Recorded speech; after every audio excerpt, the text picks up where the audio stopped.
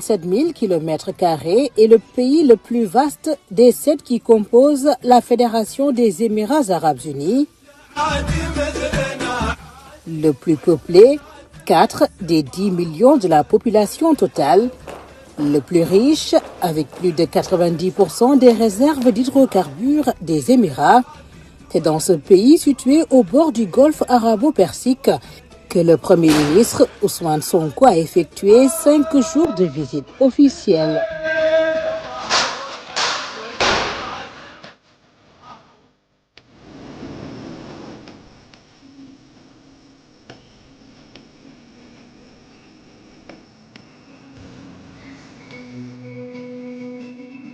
À Abu Dhabi, le Premier ministre a été reçu par une figure créditée d'une solide influence économique, Son Altesse Cheikh Mansour bin Zayed Al Nahyan, qui cumule de prestigieuses hautes fonctions.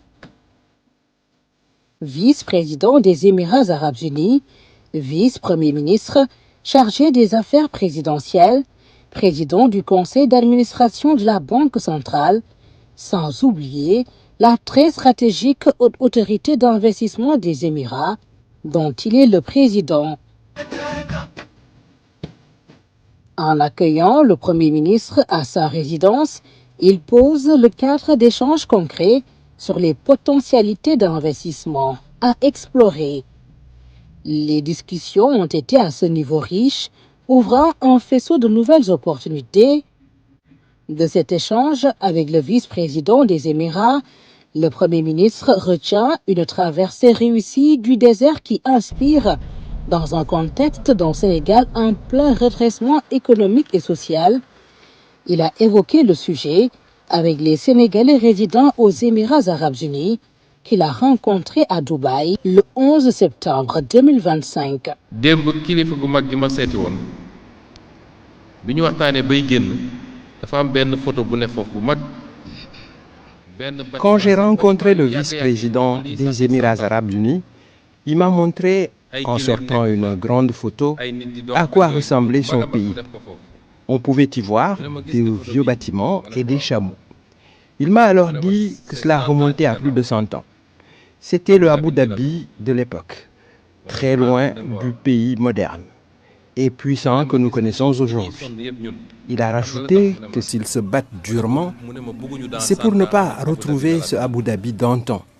Vous voyez donc que cette prise de conscience et surtout cette vision sur le long terme. Mais surtout am nañu vision sur le long terme. Lu bëri ci ñun teew mi teew lañu bëgg. Nous, on est malheureusement pressés, mais il nous faut nécessairement construire un autre modèle du Sénégal pour nous relever de 65 années de retard. Ñu teggi ko. Il faut que ñu liggéey à construire, à produire de la richesse. Les Émirats arabes unis, riche fédération du Golfe, sont portés par de nouvelles terres d'investissement. Le Sénégal répond à ces destinations propices aux partenariats mutuellement gagnants dans un environnement des affaires stimulant.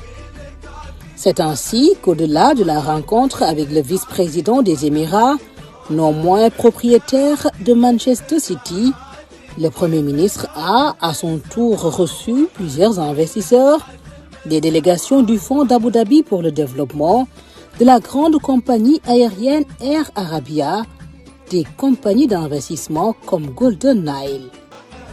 Au cours de ces longues journées d'audience à Abu Dhabi, le Premier ministre a aussi reçu le ministre émirati chargé des Affaires africaines, le ministre chargé des investissements qui préside en même temps aux destinées de la société d'investissement ADQ. Le spectre des échanges a été ainsi large, renforçant une volonté d'élargir le portefeuille d'investissement entre les Émirats arabes unis et le Sénégal.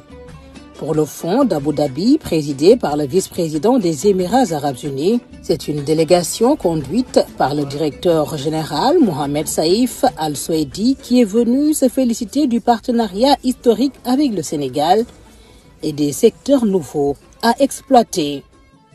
Since 1978, Abu Dhabi Fund for Development has been a strategic partner to Senegal. Depuis 1978, le Fonds d'Abu Dhabi pour le développement a été un partenaire stratégique pour le Sénégal. Nous avons apporté plus de 300 millions de dirhams de financement, soit quelques 45 milliards de francs CFA au Sénégal. Et ceci à travers divers projets structurants. Ensemble, nous avons impulsé des projets d'infrastructure.